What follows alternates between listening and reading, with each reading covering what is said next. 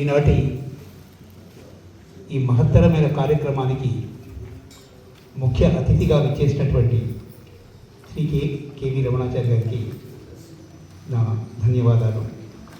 అలాగే ఎందరో పెద్దలు ఈ సభను అలంకరించారు, వాళ్ళందరికీ నా నమస్కారాలు. ఈ కార్యక్రమానికి విచ్చేసినటువంటి అతిథులు, మిత్రులు, బంధువులు, స్నేహితురాశులు అందరికీ స్వాగతం. మా ఆర్చి కుటుంబం తరఫున మీకందరికీ స్వాగతం, సుస్వాగతం. దొరుకున ఇటువంటి సేవ నేను నిజంగా అదృష్టం చేసుకున్నాను. ఇందాక చెప్పినట్టు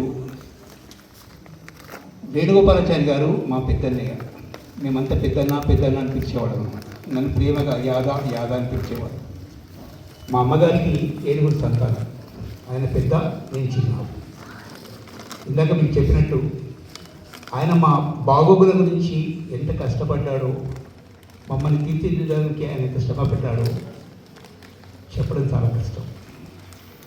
ఒకటి ఏంటంటే, మా కుటుంబంలో ఇంత పెద్ద మనిషి, ఇంత మహామనిషి ఉన్నాడని మాకు తెలియదు. ఎందుకంటే మాకు జ్ఞాపకం వచ్చే వరకు 1962 అంటే అప్పటికి నేను దాదాపు 12 ఏళ్ళు, అప్పుడు 8th క్లాస్లో ఉన్నాను.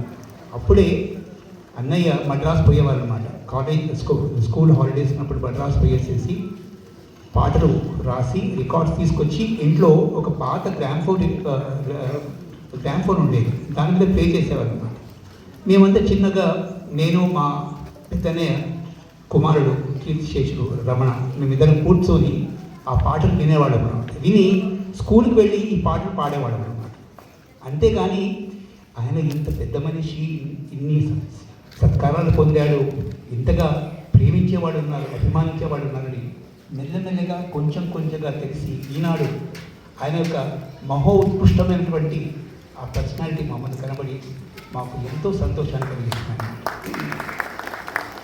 నిజంగా ఆయన తమ్ముడుగా పుట్టడం నేను చేసుకున్న అదృష్టమేమో. ఆయన మా మధ్య లేడు.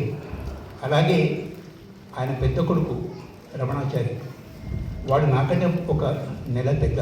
మేమిద్దరం ఆల్మోస్ట్ ఒక కవల పిల్లలాగా పెరిగామన్నమాట.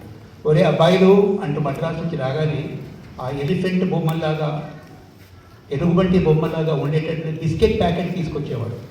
ఆ బిస్కెట్ ప్యాకెట్ మాకు ఇస్తే ఎంతో సంతోషంగా, అగో మా పెద్దన్న ఈ బిస్కెట్ ప్యాకెట్ ఇచ్చాడు, ఎంతో సంతోషంగా ఫీల్ అయ్యేవాడు.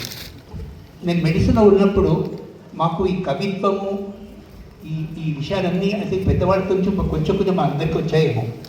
నేను మెడిసిన్లో ఉన్నప్పుడు మెడిసిన్ సబ్జెక్ట్స్ని సాంగ్స్తో రాశాను. మెడిసిన్ ఇన్ సాంగ్ స్టైల్ అని రాసి 2 క్యాసెట్ చేసి ఇట్లాగే ప్రజెంటేషన్ చేస్తే ఆయన వచ్చి ఇక్కడే కూర్చొని అటెండ్ చేసి, అరే యాదా నీ 2 క్యాసెట్స్ నాకు ఇస్తావా అని ఎంతో ప్రేమగా ఆ 2 క్యాసెట్స్ తీసుకొని తన దగ్గర పెట్టుకొని దాచిపెట్టుకొని, మా తమ్ముడు రాశాడు అంటూ ఎంతో గర్వంగా చెప్పుకున్నాడు అనమాట.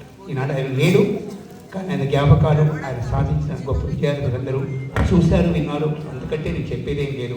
ఆయన ఎక్కడున్నా కూడా సద్గతి ప్రాప్తించుంటుందని నేను అనుకుంటున్నాను. ఆయన ఆశీర్వచనం ఎప్పుడు మా కుటుంబ సభ్యుల మీద అందరికీ ఉంటుందని ఆశిస్తూ సెలవు తీసుకుంటున్నాను.